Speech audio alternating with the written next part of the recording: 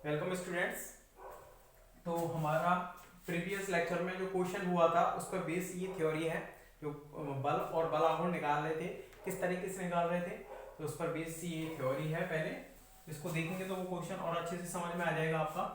विद्युत द्विध्रुव की समरूप व असमरूप विद्युत क्षेत्र के साथ अन्योन्य क्रिया, इसको डालें और इसमें फर्स्ट हेडिंग डाल देना समरूप विद्युत क्षेत्र में। पहले समरूप और असमरूप से मतलब समझेंगे। समरूप विद्युत क्षेत्र में, समरूप विद्युत क्षेत्र के साथ अन्योन्य क्रिया पढ़ेंगे, फिर असमरूप के साथ पढ़ेंगे।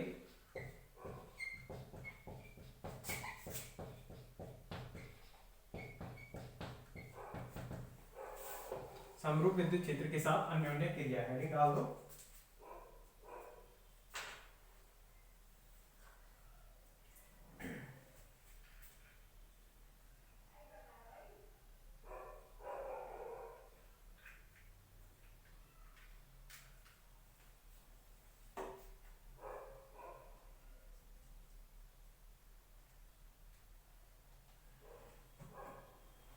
समरूप विद्युत क्षेत्र के साथ अन्योन्य क्रिया।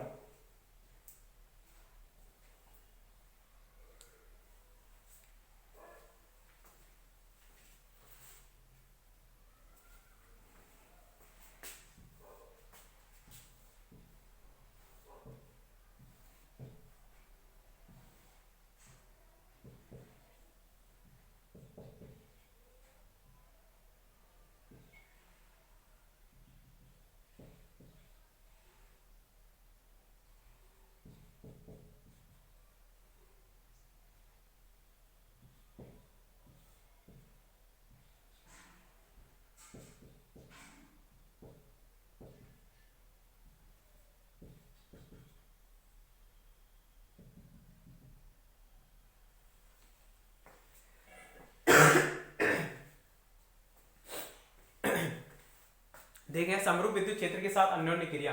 पहले हम वर्ड से मतलब समझते हैं समरूप और असमरूप। समरूप मतलब समान रूप है, मतलब इलेक्ट्रिक जो भी विद्युत द्विध्रुव रखा है ऐसे इलेक्ट्रिक फील्ड में रखा हुआ है जिसकी प्रत्येक बिंदु पर इलेक्ट्रिक फील्ड का मान कैसा बना हुआ है, कांस्टेंट। तो यहाँ पर इलेक्ट्रिक फील्ड का मान है, यहाँ पर सभी जगह कैसा है, फिक्स है।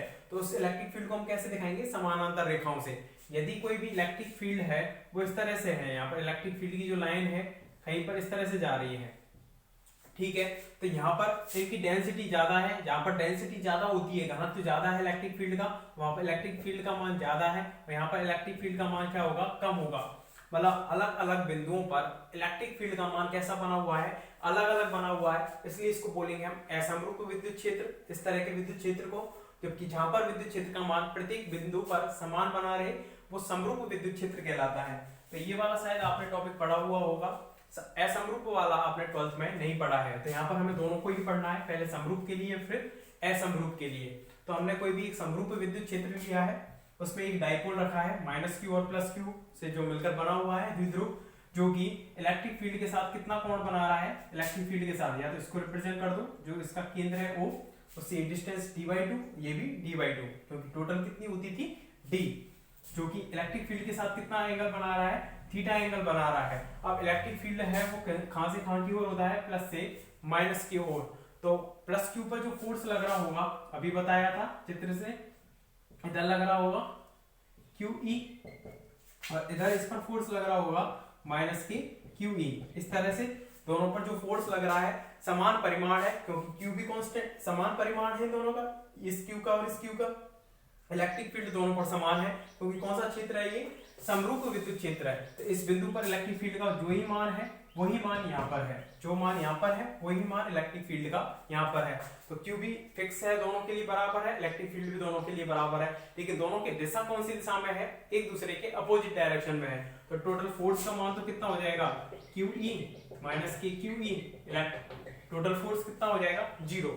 लेकिन एक पर फोर्स इधर लग रहा है, जैसे कि ये रेखा इस तरह से रखी हुई है, मैं इस पर फोर्स इधर लगा रहा हूँ, ये मैं इस पर इधर लगा रहा हूँ, इस पॉइंट पर, इस तरह से मूव करने लग जाएगा, ये घूर्णन करेगा।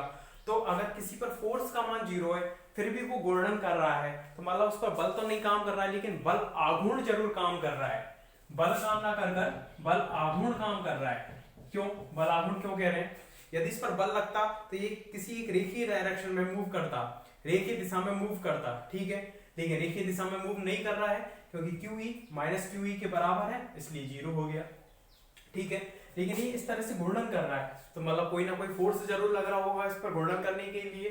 तो घूर्णन करने के लिए इस पर कौन सा बल लग रहा है, जिसे हम बोल देंगे, जो भी बल लग रहा है उसको क्या बोल देंगे, बल आघूर्ण। क्या बोल देंगे, बल आघूर्ण। और बल आघूर्ण कितना होता है, बल इनटू बलों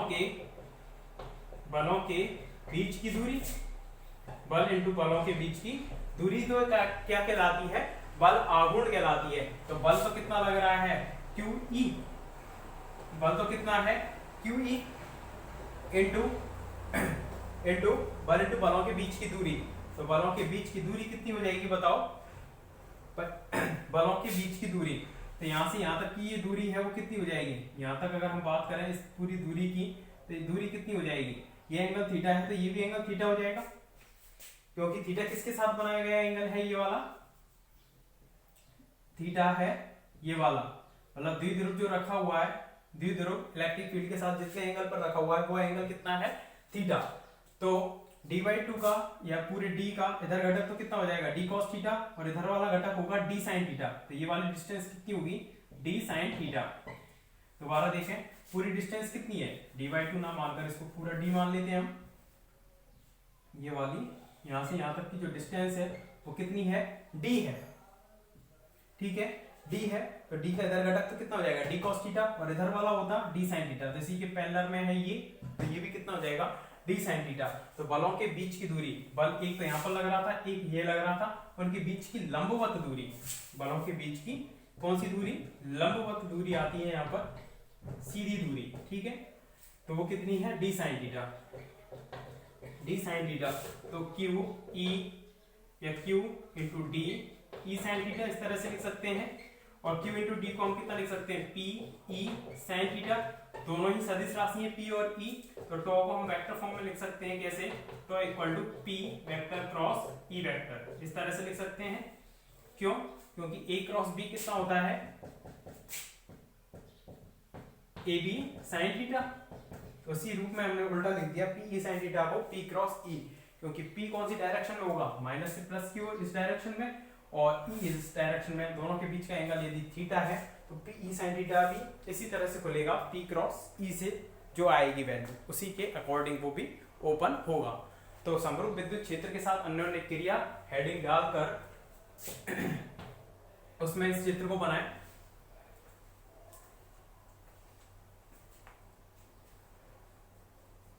चित्र को बनाओ समरूप विद्युत क्षेत्र वाला।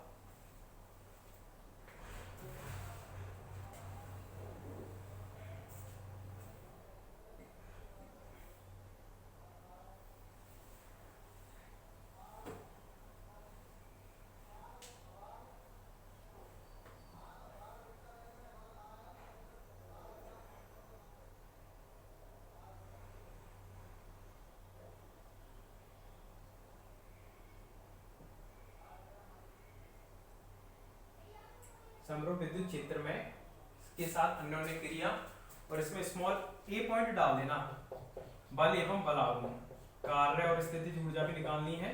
तो फर्स्ट a पॉइंट डाल देना समरूप विद्युत क्षेत्र के लिए, इसकी गणना करते हैं, बल एवं बलाघूर्ण, और उसमें ही चित्र बन जाएगा ये।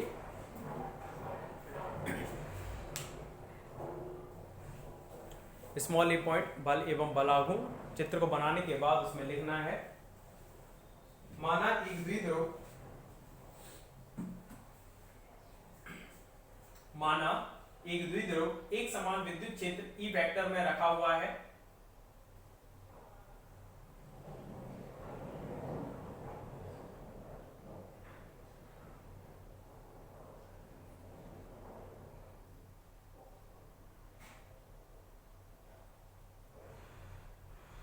माना एक द्विध्रुव एक समान विद्युत क्षेत्र E वेक्टर में रखा हुआ है,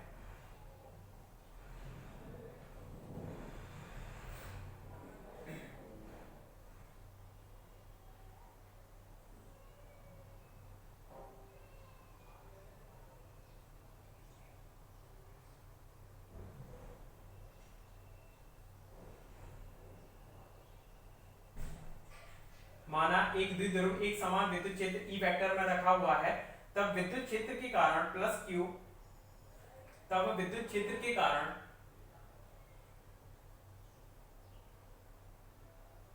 प्लस क्यू आवेश पर कार्यरत बल क्यू ई होगा। तब विद्युत क्षेत्र के कारण प्लस क्यू आवेश पर कार्यरत बल क्यू ई होगा तथा माइनस क्यू आवेश पर कार्यरत बल माइनस की क्यू ई होगा।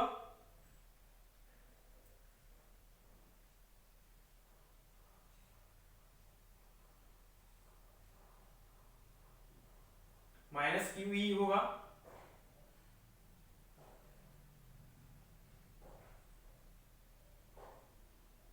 अर्थात समरूप विद्युत क्षेत्र में द्विध्रुव पर कार्यरत परिणामी बल का मान शून्य होगा। समरूप विद्युत क्षेत्र में द्विध्रुव पर कार्यरत परिणामी बल का मान शून्य होगा। द्विध्रुव पर कार्यरत परिणामी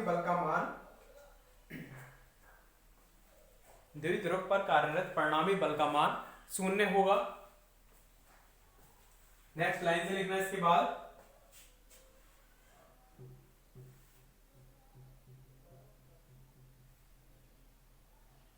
एक समान विद्युत क्षेत्र में, नेक्स्ट लाइन से लिखना, एक समान विद्युत क्षेत्र में बल का मान शून्य होने के कारण, एक समान विद्युत क्षेत्र में बल का मान शून्य होने के कारण द्विध्रुव का रेखीय विस्थापन नहीं होगा। एक समान विद्युत क्षेत्र में बल का मान शून्य होने के कारण द्विध्रुव का रेखीय विस्थापन नहीं होगा।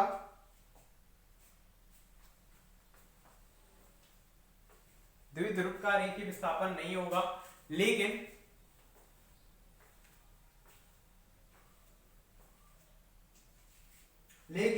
दोनों बलों की क्रिया रेखा अलग अलग होने के कारण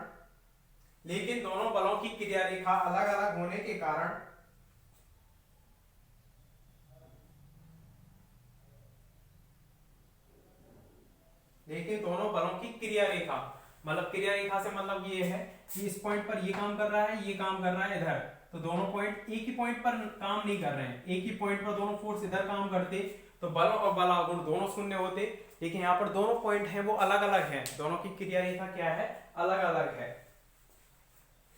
क्रिया रेखा अलग अलग होने के कारण द्विध्रुव पर एक बल आघूर्ण कार्य करता है। द्विध्रुव पर एक बल आघूर्ण कार्य करता है। इस बल आघूर्ण का मान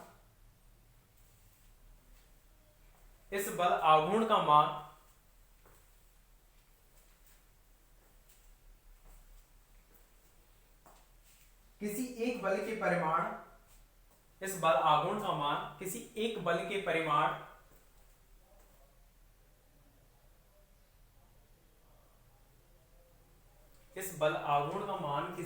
बल के परिमाण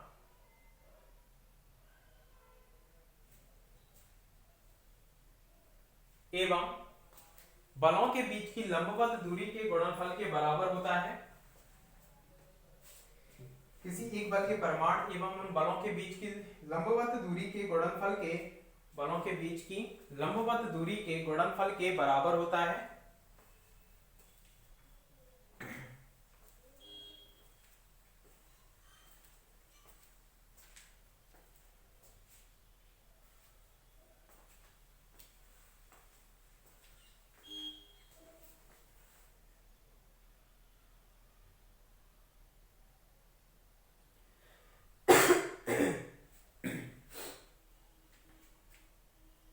एवं उनके बीच की दूरी लंबवत दूरी के गुणनफल के बराबर होता है। अर्थात बल आघूर्ण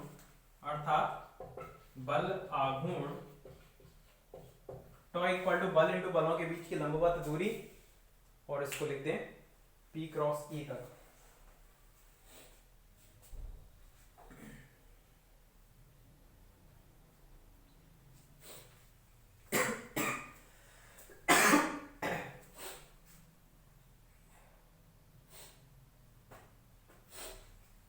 तो समरूप विद्युत क्षेत्र में बल का मान तो 0 होगा, लेकिन बल आघूर्ण शून्य नहीं होगा।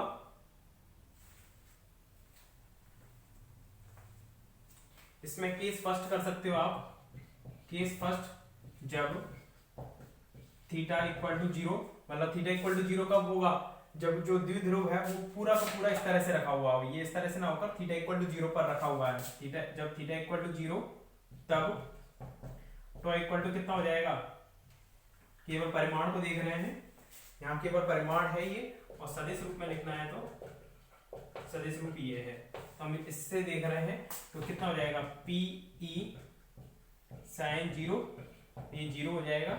उस पर कोई भी टॉर्क बल आघूर्ण काम नहीं करेगा, क्योंकि दोनों की क्रिया रेखा एक ही हो जाएगी। जब ये इस तरह से होगा, ये इस तरह से होगा, तो प्लस क्यू इधर लगेगा, माइनस क्यू इधर लगेगा, तो दोनों बलों की क्रिया रेखा एक ही हो जाएगी। जब तो हम कह रहे थे कि बल आघूर्ण कब लग रहा है, जब तक क्रिया रेखा अलग अलग है। इसकी रेखा ये वाली है, इसकी रेखा ये वाली है, दोनों अलग अलग हो गई।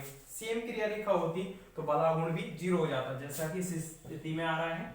केस सेकंड, जब थीटा इक्वल टू कितना है, 90 डिग्री, 90 है, मतलब ये बला, ये द्विध्रुव इस तरह से रखा हुआ है, तब तो इक्वल टू कितना हो जाएगा, पी ई साइन 90, और साइन 90 कितना होगा, तो मैक्सिमम हो जाएगा पी ई, क्योंकि 1 वैल्यू मैक्सिमम होगी तो टो मैक्सिमम होगा, और इस स्थिति में मिनिमम होगा ये। ठीक है, परिमाण देख रहे हैं केवल, परिमाण इसमें मिनिमम और इसमें नीचे वाली में मैक्सिमम।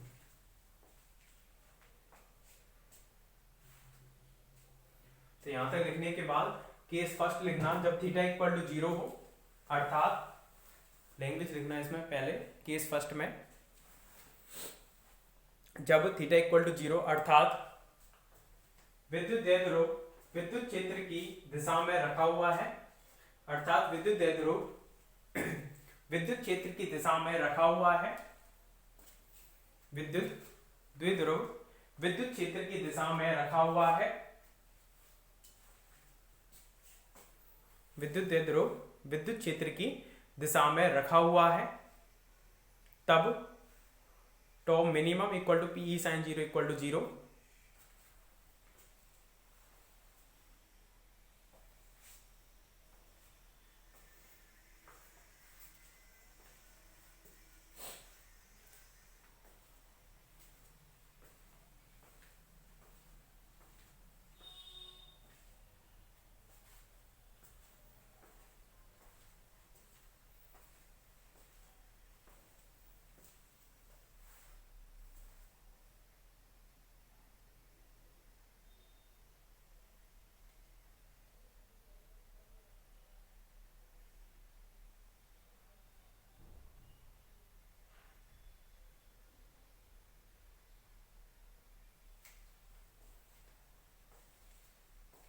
सेकंड लिखना, जब थीटा इक्वल टू 90 डिग्री, अर्थात थीटा इक्वल टू 90 डिग्री, अर्थात विद्युत द्विध्रुव जब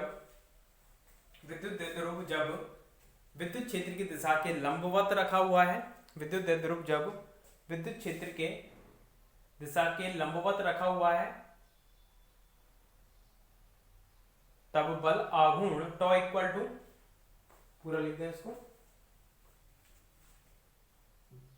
तब बल आघूर्ण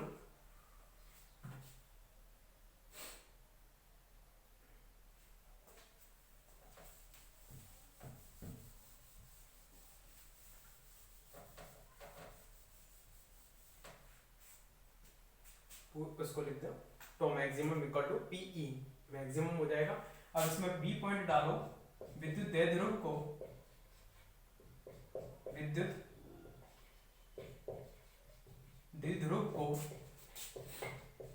थीटा 1 से थीटा 2 तक घुमाने में किया गया कार्य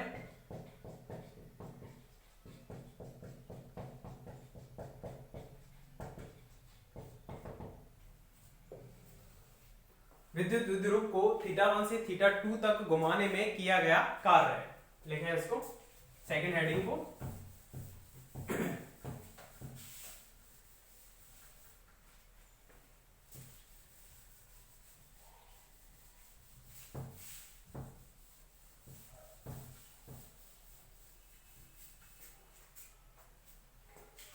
कि कोई भी द्विध्रुव समान विद्युत क्षेत्र में रखा हुआ है, उसको हम θ1 से θ2 तक घुमा रहे हैं, तो उसमें घुमाने में किया गया कार्य बराबर कितना होता है वैसे, W इक्वल टू बल गुणा विस्थापन F डॉट dx।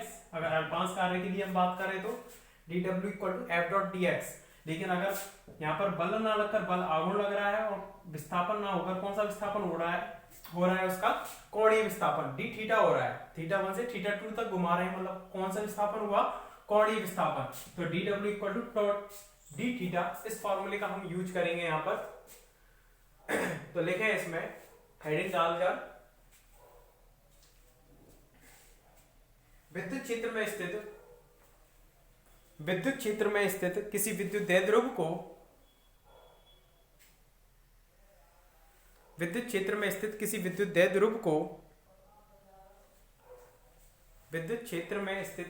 द्विध्रुव को θ1 से θ2 तक घुमाने में किया गया कार्य dW equal to tau d theta. तो संपूर्ण कार्य हम देख रहे हैं कहां से कहां तक, θ1 से θ2 टॉ d थीटा, इस तरह से लिख देंगे।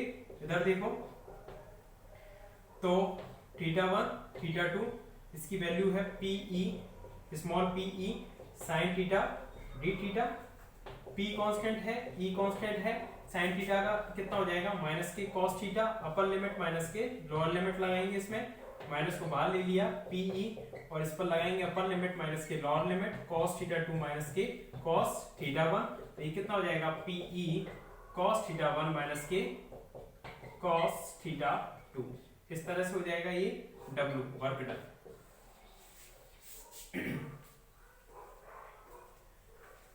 कि कोई भी द्विध्रुव है उसको θ1 से θ2 तक घुमाएंगे तो उसमें घुमाने में जो टोटल वर्क डन होगा वो इतना होगा। इक्वेशन नंबर कोई भी डाल दो, 1 डाल दो।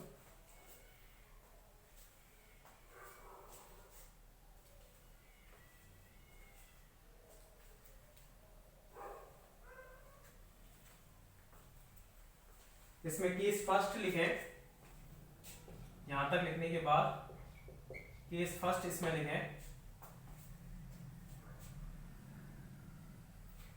विद्युत द्विध्रुव को θ1 इक्वल टू 0 डिग्री से θ2 इक्वल टू 90 डिग्री तक घुमाने में किया गया कार्य।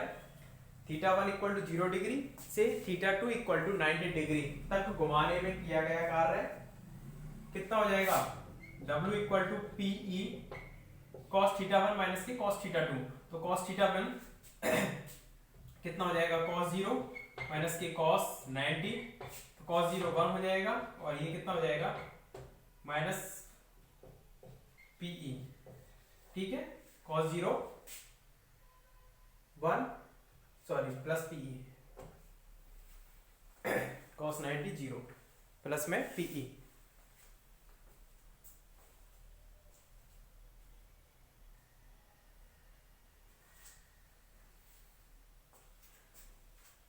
सेकंड लिखना, second case θ1 equal to 0 degree से θ2 इक्वल टू 180 डिग्री तक, मतलब द्विध्रुव इस तरह से रखा हुआ है, उसको पूरा का पूरा इस तरह से घुमाना है। पहले केस में कहां तक घुमा रहे थे, यहां से यहां तक, और फिर इसमें घुमा रहे हैं यहां से यहां तक पूरा। तो आप खुद सोच सकते हो कितना काम करना पड़ेगा, यहां से यहां तक घुमाने में कितना काम करना पड़ रहा है, PE, तो डबल घुमा रहे हैं तो 2PE आना चाहिए। तो θ1 इक्वल टू 0 डिग्री से θ2 इक्वल टू 180 डिग्री तक घुमाने में किया गया कार्य कितना हो जाएगा, PE cos θ1 यानी कि 0 माइनस के cos θ2 यानी कि 180, तो कितना हो जाएगा PE, इसकी वैल्यू 1, इसकी वैल्यू -1 प्लस 1, कितना हो जाएगा 2PE। तो θ1 से θ2 तक घुमाने में किया गया वर्क डन। यहाँ पर θ1 और θ2 की वैल्यू एक तो हमने 0 से 90 ली है और एक बार 0 से 180 लेकर दो केस किए हैं, और कुछ भी दे सकता है वो, जैसे भी हो जो भी होगी उसकी वैल्यू उसके अकॉर्डिंग, ठीक है।